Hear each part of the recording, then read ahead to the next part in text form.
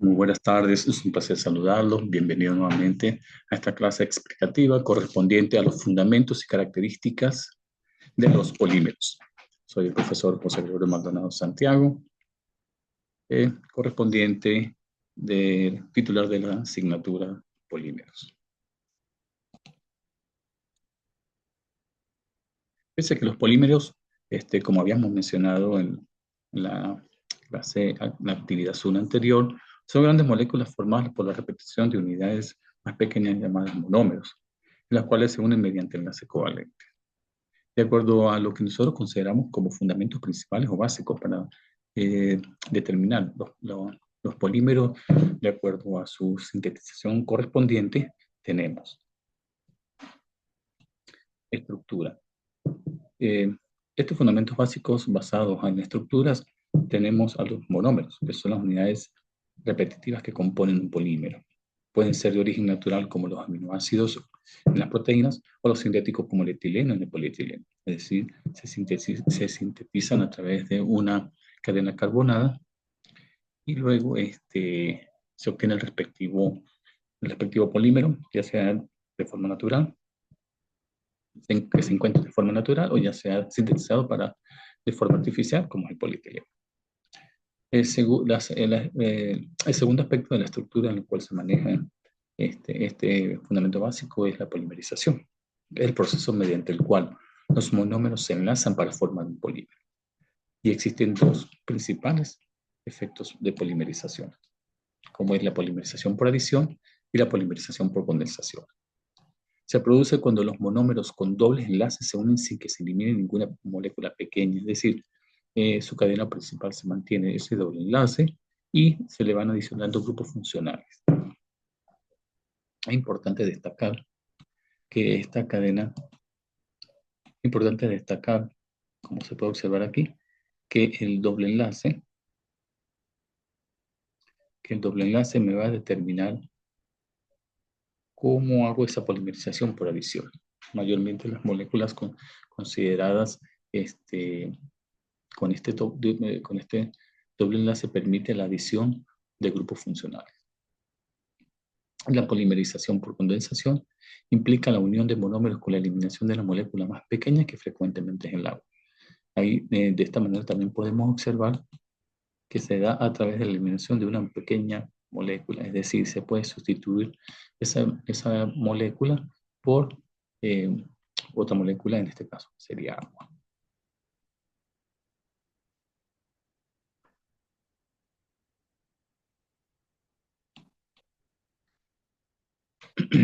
Clasificación, entonces encontramos a los naturales, los sintéticos y los semisintéticos. Entre los naturales está la celulosa, las proteínas y las gomas. Fue lo que se logró observar en la actividad número 1. Sintéticos como el polietileno, el polipropileno y el nylon, sometidos entonces a cadenas carbonadas a través de ciertas síntesis. Los semisintéticos son derivados de polímeros naturales modificados, como la celulosa nitrada. Los niveles de organización que también forman parte de estos fundamentos básicos de la polimerización se encuentran los polímeros lineales, los polímeros ramificados y los polímeros intercruzados, que también son considerados como articulados.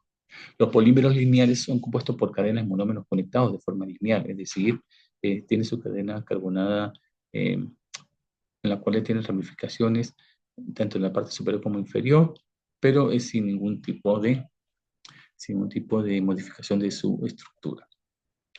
Se mantiene como lo expresa de esta forma.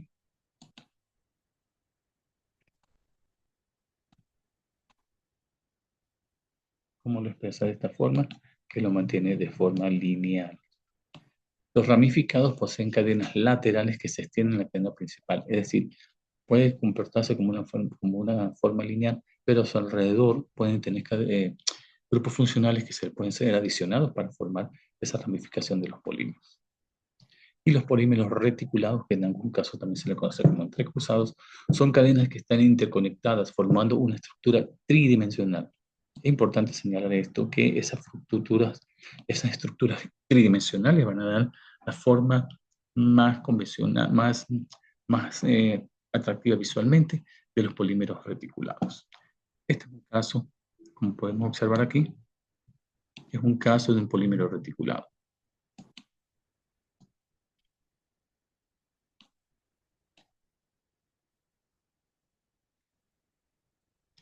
Entre las características principales que nosotros podemos encontrar cuando desarrollamos polímeros o hacemos el proceso de producción de materiales poliméricos, encontramos las propiedades mecánicas, donde los polímeros pueden tener propiedades mecánicas que varían ampliamente de la flexibilidad y estabilidad, como en el caso del caucho, hasta que sean más rígidos o poseen cierta dureza, como los plásticos muy duros.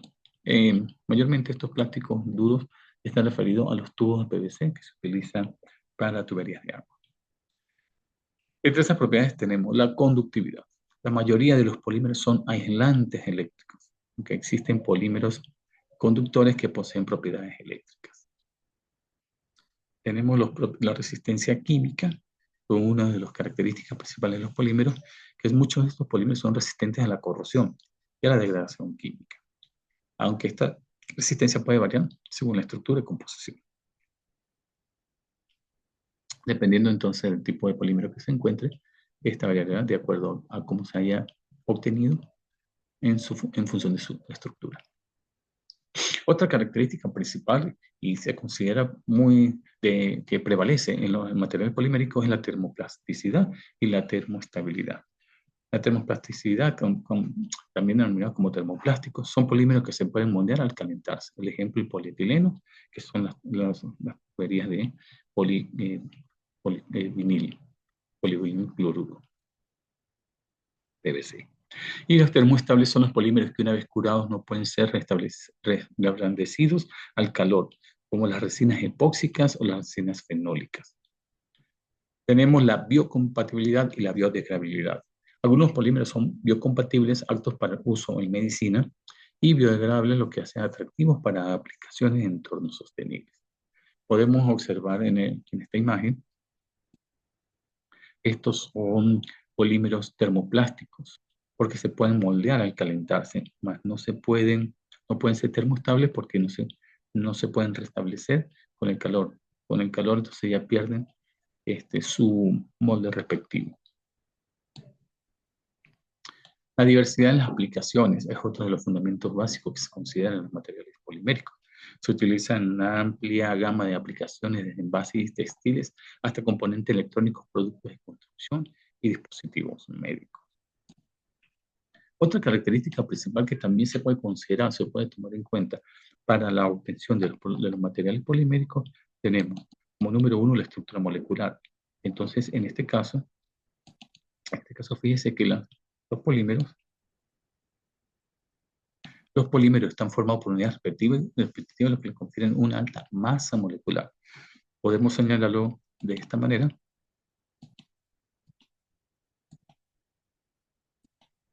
Que se considera que contienen una masa molecular alta.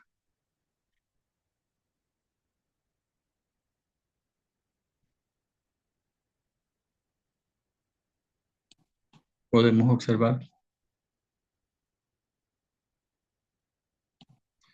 observar elasticidad y flexibilidad. Muchos polímeros son elásticos y flexibles, permitiendo que se deformen bajo tensión y vuelvan a su forma original al producirse esa tensión.